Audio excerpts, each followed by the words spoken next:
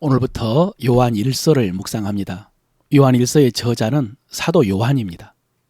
사도 요한이 쓴 성경은 먼저 요한 복음이 있고요. 지금 살펴보고 있는 요한 1서와 2서, 3서를 요한 서신이라고 합니다. 그리고 마지막으로 묵시록인 요한 계시록을 사도 요한이 기록을 했습니다. 여러분, 사도 요한의 특징은 예수님의 생애 동안에 예수님과 가장 가까이에 있었던 제자라는 사실입니다. 예수님께서는 시몬 베드로와 요한의 형제 야고보와 요한을 따로 데리고 다니실 때가 많았습니다. 그리고 사도 요한은 또 가장 오랫동안 생존했던 사도라는 특징이 있습니다.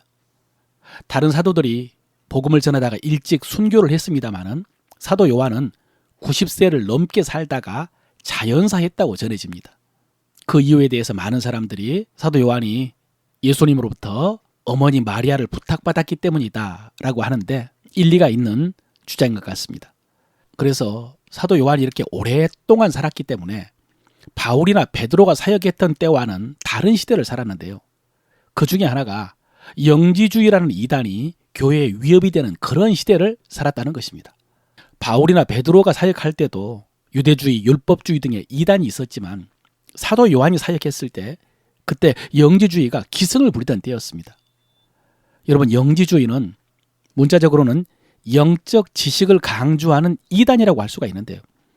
그 핵심은 영과 욕을 구분하는 헬라 철학을 기초로 해가지고 복음을 설명한 것입니다. 예를 들어서 우리의 복음에서 우리는 행위가 아니라 오직 믿음으로 구원받는다라고 하는데 영지주의자들도 행위가 아니라 영적 지식을 깨달음으로 구원받는다라고 합니다. 비슷한 측면이 있죠. 이렇게 헬라 철학을 기초로 복음을 재해석하고 설명을 했기 때문에 당시 이방인들 입장에서는 유대교의 율법을 기초로 복음을 설명하는 것보다 훨씬 더 쉽게 이해가 되었을 것입니다.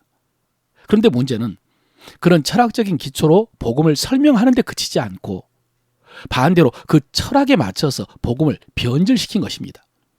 그 구체적인 예가 이 영지주의자들이 예수님을 구원자로 인정하면서도 예수님을 단지 천국의 지식을 전해주신 분으로 이해를 하고 예수님이 육신으로 나신 것은 부인하는 것입니다.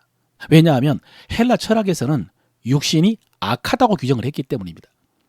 그래서 예수님께서 십자가에 달려 죽으심으로 우리를 구원하신 그 구원을 거부하고 제자들과 사람들이 보았던 예수님은 환상이었다, 이런 주장을 한 것입니다.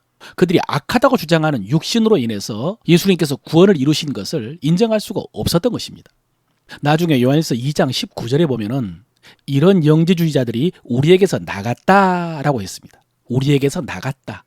그러니까 그동안 교회 안에서 활동하면서 성도들과 교회를 혼란스럽게 하다가 무리를 지어서 떠난 것입니다. 이런 영지주의자들의 위협과 활동이 이 요한 1서를 이해하기 위해서 중요한 배경이 됩니다. 오늘 1장 1절에 보면은 태초부터 있는 생명의 말씀에 관하여는 그랬습니다. 요한복음을 아는 성도들은 이 말씀이 요한복음 1장 1절과 비슷하다는 것을 알 수 있습니다. 태초에 말씀이 계시니라, 이 말씀이 하나님과 함께 계셨으니 이 말씀은 곧 하나님이시라. 요한복음 1장 1절이죠. 사도 요한은 여기서 예수님을 가리켜서 말씀이라고 그랬습니다. 태초에 말씀이 계시니라, 예수님이 계시다는 것이죠. 이 말씀이 하나님과 함께 하셨으니 이 말씀은 곧 하나님이시라. 예수님께서 하나님이시라는 주장입니다. 여러분, 이 말씀이라는 단어가 헬라어로 로고스라고 하는데요. 우리는 너무 쉽게 로고스 하면 말씀 이렇게 이해를 합니다. 그런데 여러분, 사실 로고스라는 말은 앞서 말씀드린 것처럼 당시에 헬라 철학에서 사용되는 개념인데요. 오늘날 우리는 제대로 이해하기 어려운 정말 어려운 용어입니다. 중요한 용어입니다. 단순하게 설명하자면은 헬라 철학에서 우주가 생성되고 우주가 운행되는 근본 원리를 가리키는 말입니다. 그게 로고스입니다. 그런데 요한이 이방인들에게 예수 그리스도를 소개하면서 이 로고스라는 말로 설명을 한 것입니다. 예수님이 바로 그런 분이시고 예수님이 그런 사역을 하셨다는 것입니다. 그래서 요한복음에서 1장 3절에 보면요, 만물이 그로 말미암아 지은 바 되었으니 지은 것이 하나도 그가 없이는 된 것이 없느니라 라고 했습니다. 만물의 창조에 관한 말씀이죠. 여러분, 이 말씀 외에도 성경 곳곳에 예수님께서 만물을 창조하는 데 관여하셨다는 말씀이 많이 있습니다. 고린도전서 8장 6절에는요. 우리에게 한 하나님 곧 아버지가 계시니 만물이 그에게서 났고 우리도 그를 위하여 있고 또한 한 주 예수 그리스도께서 계시니 만물이 그로 말미암고 우리도 그로 말미암아 있느니라. 만물이 아버지 하나님으로부터만 난 것이 아니라 또 우리 주 예수 그리스도를 통해서 나왔다는 것입니다. 우리도 마찬가지고. 골로새서 1장 16절에는요. 예수님에 대한 증거입니다. 만물이 그에게서 창조되되 하늘과 땅에서 보이는 것들과 보이지 않는 것들과 혹은 보좌들이나 주관자들이나 정사자들이나 권세들이나 만물이 다 그로 말미암고 그를 위하여 창조되었고 만물이 그로 말미암아 창조되었다고. 히브리서 기자도요. 1장 12절에 이 모든 날 마지막에 아들로 우리에게 말씀하셨으니 이 아들을 만유의 후사로 세우시고 또 저로 말미암아 모든 세계를 지으셨느니라 그랬죠. 하나님께서 아들을 통해서 모든 세계를 지으셨다고. 여러분, 우리는 하나님이 삼위일체이신 것을 믿고 그래서 예수님께서 하나님의 아들로 창조에 관여하신 것을 자연스럽게 받아들일 수가 있는데요. 그런데 실제로 천지 창조를 기록하고 있는 창세기에 보면은 하나님께서 말씀으로 창조하셨음을 증거합니다. 하나님께서 빛이 있으라라고 하신 것이 하나님의 말씀이죠. 이 말씀으로 창조하셨습니다. 이 창세기의 창조 기사 속에는 성자 예수님에 대한 기록은 없지만 그런데 오늘 요한은요.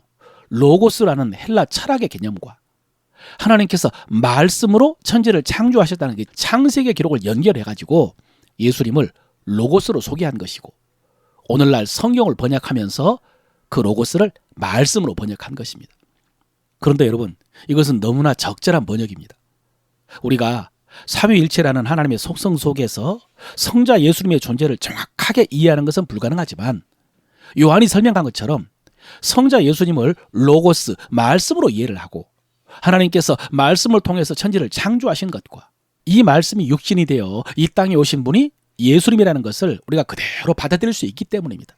그리고 그렇게 이방인들에게 소개를 해도 크게 잘못된 것이 아니기 때문입니다. 그래서 오늘 요한은 이 로고스, 말씀이신 예수님에 대해서 이렇게 증거를 합니다.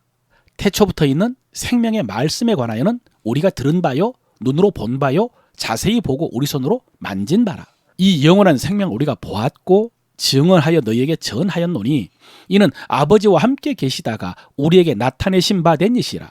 우리가 보고 들은 바를 너희에게도 전함은 그랬습니다. 여러분 제가 3절까지 읽었는데요.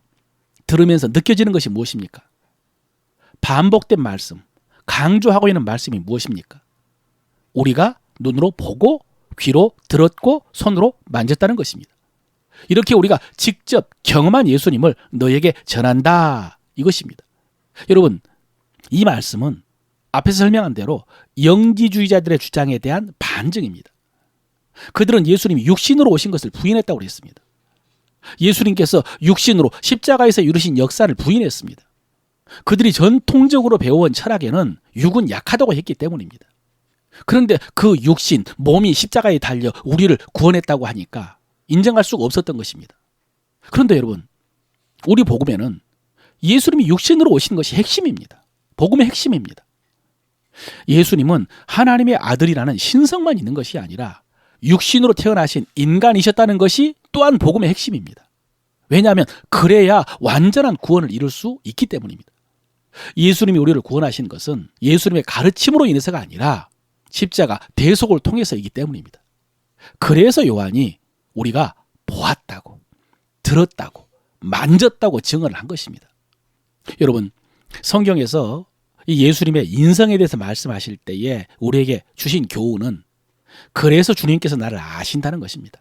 인간으로 육신으로 오셔서 십자가에 달려 우리 죄를 대속하신 것뿐만 아니라 그렇게 인간으로 오시고 육신으로 사셨기 때문에 예수님께서 우리의 연약함을 완전히 아시고 그래서 나를 완전히 이해하신다는 것입니다.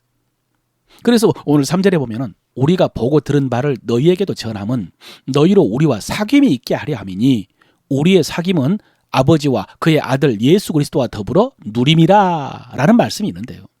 여러분 이렇게 우리가 하나님과 사귐이 있게 한다라고 했는데 여러분 이 사귐 속에서 우리는 우리의 필요와 부족함과 연약함을 그대로 내어놓을 수 있어야 됩니다. 사귐이란 그런 것입니다. 그래야 됩니다. 왜냐하면 주님께서는 우리를 아시고 우리를 이해하시기 때문입니다. 그래서 용납하시고 도와주실 것이기 때문입니다. 또 오늘 요한이 말씀이신 주님을 보고 듣고 만졌다라고 고백했던 것처럼 우리도 그렇게 주님을 체험적으로 알아야 되는데요. 그렇게 우리가 주님을 체험하기 위해서는 정말로 우리가 때를 따라 돕는 은혜를 얻기 위해서 주님 앞에 나아갈 때 방금 그 믿음, 주님이 우리와 같이 되셔서 우리를 아신다는 그 믿음으로 나가야 되는 것이고, 그럴 때 주님으로부터 구체적인 위로와 응답과 도우심을 체험할 수 있을 것입니다. 사랑하는 성도 여러분, 오늘 사도 요한이 주님이 말씀이다 라고 했는데요, 그 말씀이신 주님을 여러분의 육신으로 삶으로 체험하시기를 바랍니다. 말씀이 여러분의 육신이 되고 말씀이 여러분의 삶이 되시기를 바랍니다. 그래서 오늘 요한처럼 내가 주님을 직접 경험했다고 확신 있게 증거하는 여러분 되시기를 바랍니다. 오늘 말씀을 통해서 우리가 입술로 고백할 우리 믿음의 도리입니다. 예수님은 생명의 말씀이십니다. 예수님은 생명의 말씀이십니다. 생명의 말씀이신 예수님께서 우리처럼 육신을 입고 이 땅에 오셨습니다. 생명의 말씀이신 예수님께서 우리처럼 육신을 입고 이 땅에 오셨습니다. 예수님은 십자가에서 고난당하심으로 우리의 죄를 대속하셨습니다. 예수님은 십자가에서 고난당하심으로 우리의 죄를 대속하셨습니다. 예수님은 우리와 같이 되셨기 때문에 우리를 다 이해하고 긍휼히 여기십니다. 예수님은 우리와 같이 되셨기 때문에 우리를 다 이해하고 긍휼히 여기십니다. 우리는 말씀을 통해서 예수님과 교제하며 긍휼히 여기심을 체험합니다. 우리는 말씀을 통하여 예수님과 교제하며 긍휼히 여기심을 체험합니다. 아멘.